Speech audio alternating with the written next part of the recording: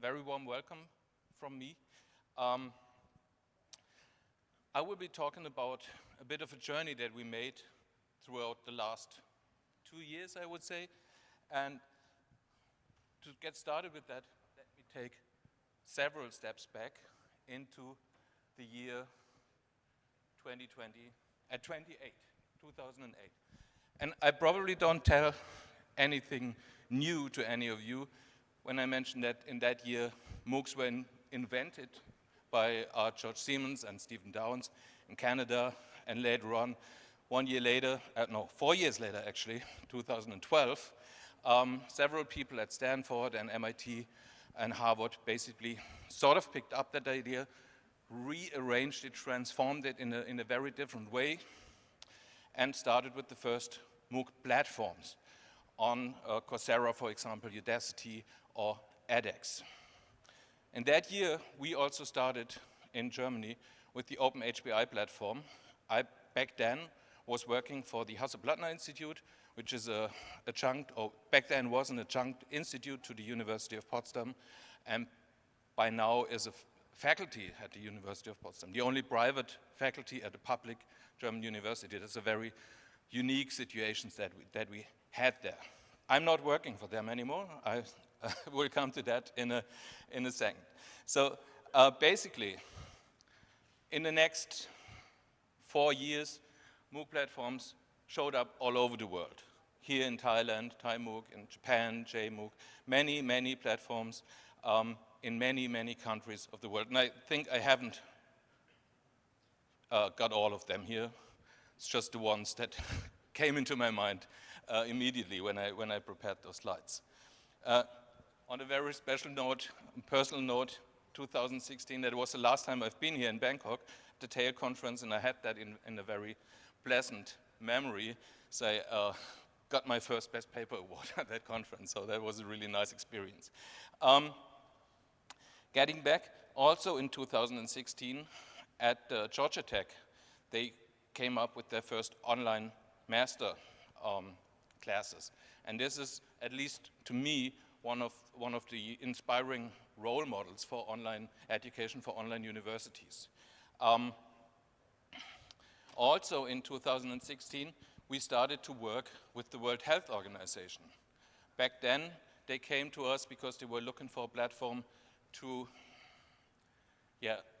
teach their frontline workers in Africa. That was the time when the first Ebola, or one of the Ebola epidemics started in several African countries. And they came to us because they wanted to have a scalable platform. I guess what they didn't imagine back then was what happened 4 years later, and this is what you see. You know these curves from the infection rates. These are not infection rates, this is the learner rate that we had on the Open WHO platform, a platform that we ran for the World Health Organization. And we had from February 2020 to June 2020 an increase from about 30,000 learners to more than 4 million. And in the next year, it went up to almost 7 million enrollments, course enrollments on that platform. So just to give you a very quick overview what we did with that platform, because it's important for what we are doing now, because this is our background. We ran about 11 platforms, all as software as a service, for several partners. OpenHBI, that was our own platform where we produced our own courses. OpenSAP, SAP is the big German software company. And WHO, the World Health Organization. In those 11 platforms, particularly the first 3, so the largest ones were OpenWHO and OpenSAP, we had about 5 million enrolled learners and about 16 million course enrollments. So each learner basically took about 3 courses. We developed a lot of peripheral tools, some of them which we are still using now at the new place as well. We participated in many European and national research projects, and our courses were listed in a lot of course aggregators. And this is a topic that I will be talking about in the afternoon in a separate session, so I'm skipping that very briefly here.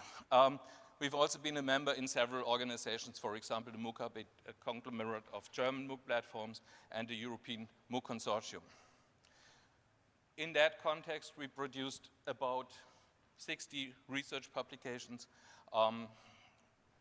PhD theses, many PhD theses, many more master theses, bachelor projects, and so on. And we are a very small institute and a very small team that actually ran this. This is a bit of an overview about particularly my research areas. We had more in the whole team, but I started with automated assessment of particularly programming exercises. We then went into learning analytics, formalization of courses, micro degrees, micro credentials, that area, so getting from those very informal MOOC degrees to more formal degrees, metadata, the topic I will be talking about in the afternoon, and also accessibility, particularly subtitling of videos for people who don't speak the native language of the speaker and people who have hearing impairments. Particularly in the context with the World Health Organization, that was a big issue because we needed to translate those courses in many languages I didn't hear and knew about before we started to work with them. And this is my favorite topic, the topic my heart is beating for. This is teamwork and peer assessment in these large-scale learning environments. And now that I'm a professor at the German University of Digital Science, I'm really particularly looking into technology for social learning, what we can do with that. So, cut at that point. Don't worry, the presentation isn't over yet. This is just the next step that we're taking, and this is why I said we're reimagining the whole thing again, because we're doing that with a very different angle now. Not from the angle of a MOOC platform. I told a couple of times maybe we are one of the organizations that went the other way. So most of the MOOC providers basically are coming from a university and then producing MOOCs. We more or less went the other way. We started producing MOOCs and went the way to become a university. And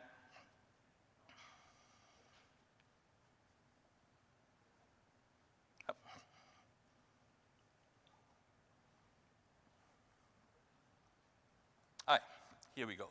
So these two people, these are the founders of this new university. Am I hitting the wrong button? No. So basically Professor Mike Friedrichsen and Professor Christoph Meinl, he's been also one of the the leading person behind the OpenHBI platform, and this is why we came from this online environment into this new thing. And we merged two concepts here because the concept of Mike was a very different one. He had a hybrid concept in mind. People studying at our premises in a digital way. But we basically merged that in a way that we have the premises, we're using those for studios, for offices, for events and workshops, but we are doing the whole learning experience for the learners. This is fully online, so we don't need the students to come to our premises. We don't even need them to come to Germany. We will come, we will see that in a minute. The whole thing is funded and founded by a non-profit organization. It's the German University of Digital Science Foundation. So we don't get any public money.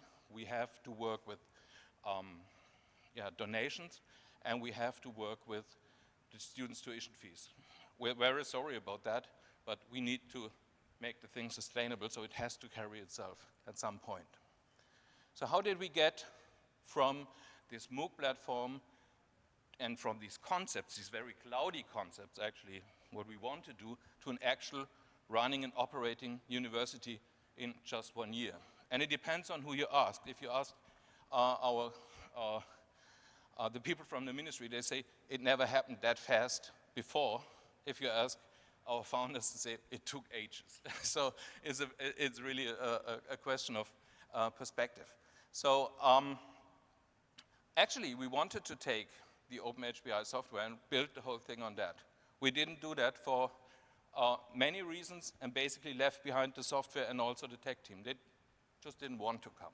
So what we took was our expertise, mine, Professor Meinels, and several other team members, and from that, and some people who worked with us there, and from that basically founded this German University of Digital Science. We built up a whole new tech stack that's more or less done right now, and we went through the accreditation process. And this was a real bureaucratic effort. I don't know who of you went through the process of founding a new private university in a country where private universities are not the norm, but the exception. It's a thing. And we're happy that this actually is also done. So we now are a fully accredited, fully state-approved German university. We had to appoint professors. We made a record in Germany appointing the most professors in one day ever. I think it was 13 professors that we appointed in one day. Of course, we didn't do the process in that one day. There was a lot of process going on before. But normally it takes about 2 years to appoint one professor in a German university. So we really made a big effort to get that done quickly.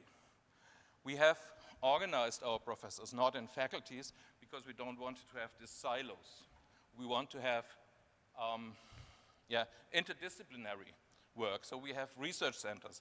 And this isn't properly displayed here in my presentation because every professor is aligned to one of those research centers. Actually, in reality, they are in many. So we share a lot of work, and we're working together in many areas.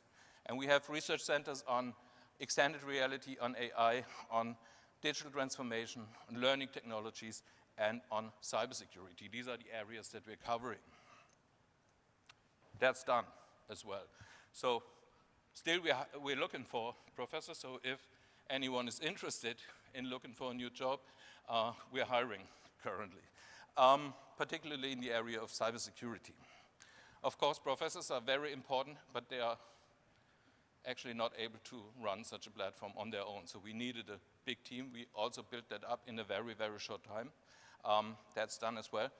The only thing that's left, and that's the most important thing for a university, is the students. So where do they come from? We had 2 weeks' time from the accreditation to the start of the first quarter to find those students. And we were super happy that we actually found 20. So we're not at scale yet, but we're looking forward to get at scale. And we have to get at scale because this is the whole model that the university is operating on. So we need to get more students, and we need to get them quickly. And this is basically why the biggest part of our team currently is the marketing team. And then, of course, we have all of the other things that you need to run such a thing. And one of the most important, or the two most important teams, are the IT team and the content team. We're talking about a global university. So we were very proud, and I'm still very proud, that we made it with those 20 students, that they actually came from all over the place. Not everywhere in the world yet, but really many, many different locations. And I'm really happy that we have students particularly in sub-Saharan Africa. We have students in Nigeria, we have students in Ghana, we have students in Kenya. Many of our students are living in Germany, but they not necessarily are coming from Germany. So we have many students coming from Russia, for example, who came to Germany, who now live in Germany, studying with us. We have students in Ireland, we have students on the Philippines. Actually, it's one student on the Philippines, and he's in a bit of a bad position right now because he's the only one. He's completely out of the time zones of everybody else. So one of our USPs basically is that we can offer, that you can earn a German university degree, European university degree, wherever you are and wherever you come from. And I think this is a very unique thing that we can offer here, because many of the other universities in Germany require that you move to Germany or to any other European country before you can study with them. And given that, it actually makes our offer not that expensive as it might look from the beginning. To get there, one of the most important things that we need to do is we need to build trust. We are a very new university, nobody knows our name. So what we need to do is we need to get the word spread globally, and we need to build trust in this brand, so to say. For that reason, we are building global offices. We have already global offices in India, in Uzbekistan, in Mexico, and we're looking for more places and for offices all over the world, actually, to help us basically attract students. We also have a list of what we call ambassadors. These are well-known people who basically help to spread the word and to build the trust. And we have, of course, an advisory board, but there's also at least one name that I want to mention there. This is Johanna Wanka. She used to be the German Minister of Education, and she's on our advisory board. This is a very helpful personality. We know that it's really important to work together with others, particularly as small institutions. So one of the first things that we started was that we joined two big European projects.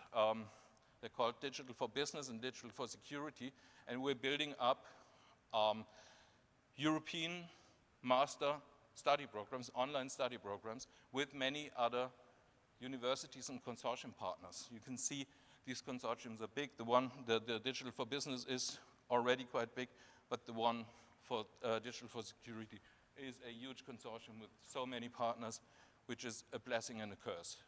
I don't know who of you worked in such big consortia. This can be quite exhausting. But it's also a really good experience to work with that many people and to get all of these influences together. We're also in partnerships with the European MOOC Consortium and the MOOC project, so basically we took that over as well from the OpenHBI platform. And I want to give you a very quick glimpse into the ecosystem of our technology that we're using. And I'm going to run through that very quickly. Of course, we have a website. We are running a campus management system, which is a software as a service that we're using. We have a partner for that. We have a payment system. This is fully automated. So basically the whole application process, even if it's strong, so we need to make proof that the students have all these requirements that they need, is as automated as it can be. We have a single sign-on, a central single sign-on that we're using. Students have access to all Office applications that they need. And we have a central part, and this is our learning management system. We're based on Open edX, on the Open edX learning management system. I'm crying with one eye, laughing with the other, that we switch to that system, don't use our own. But I think it has been a good decision in the end. And then, of course, we have many, many other tools around that. Lots of LTI tools. We've heard about that yesterday in one of the talks in the afternoon. So many tools that basically integrate with the learning management system to provide a more diverse and a more extended learning experience.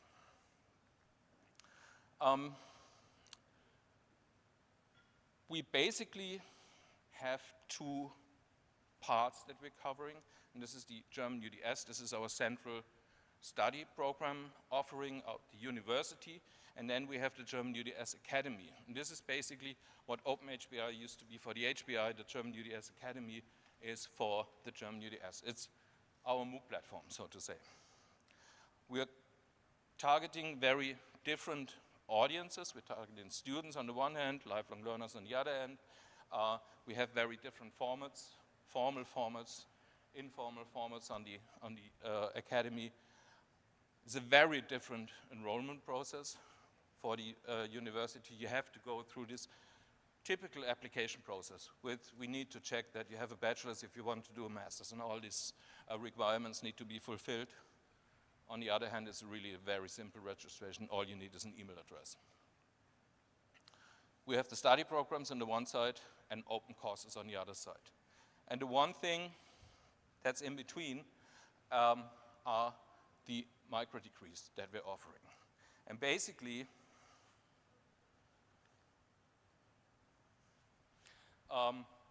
they are open for everybody. Everybody can take them. They can be stacked into the master and MBA programs. This is when not everybody can do that, because then you need to go through the application process again, unfortunately. But they're not free, so you have to pay for them, actually. So we are talking about co-education when we're talking about these things. And this is basically not what it used to be like, I don't know, 20 years ago when I heard the term the first time. It was basically men and women are in the same room when they're learning. This is not what we're meaning here. Of course they are, but what we are talking about when we're talking about co-education is the lifelong learners and the students are in the same class. So when they're taking a micro degree or when they are taking these courses as a part of as a study module and a part of their study program, they are learning all together in the same module with those people. And I think this is a very enriching experience for everybody in that class, because you have these very different backgrounds of lifelong learners, people with a lot of experience, and younger students. I have to admit, however, that our students are not that young anymore, because we only offer master and MBA programs, so they have some experience already as well. And most of them are working already. So, but those people in the micro degree programs generally are a couple of years older still than the other students, even if they are not like the really young students anymore. Basically, all of them get ECTS points in the end. This is a European credit transfer system, and we're trying with the micro degrees to be compatible with the common micro degree framework from the European MOOC consortium, and the MBAs get a little less points.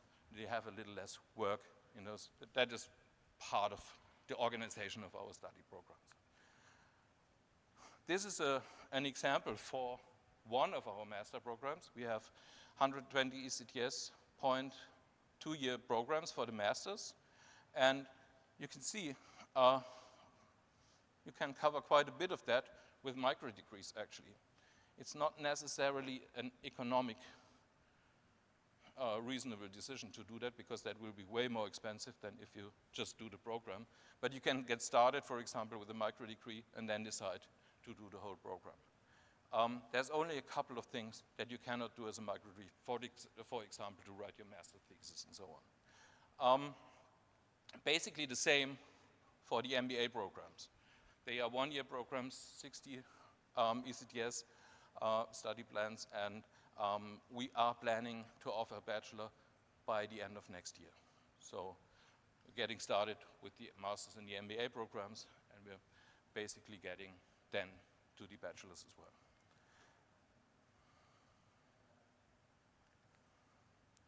This is just to give you a very quick overview, and I have to hurry up a bit because I have a couple of other things that I want to cover of the courses that we're currently offering. The first slide was the modules and the micro degrees, and this is a list of the open courses that we're currently offering. So they basically are accessible for free, and everybody can take them. You don't need to do anything except for registering on the platform. And we hope that once we have don't have to focus that much on the study programs anymore, because they will be there, then we can create more of those open courses and deliver them to a broader public.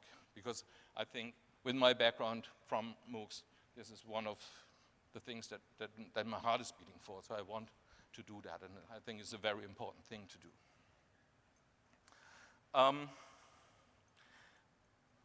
Let's see if the videos work. So basically, this is one of the things that I would like to show you. A couple of slides have been missing, but I can talk about this also without a slide. So maybe just let's have a look in this video maybe. This is when we started thinking about a virtual space where students can go and can studying. We basically started with a digital twin of our buildings. But then we thought, why should we do that? We can do something completely new.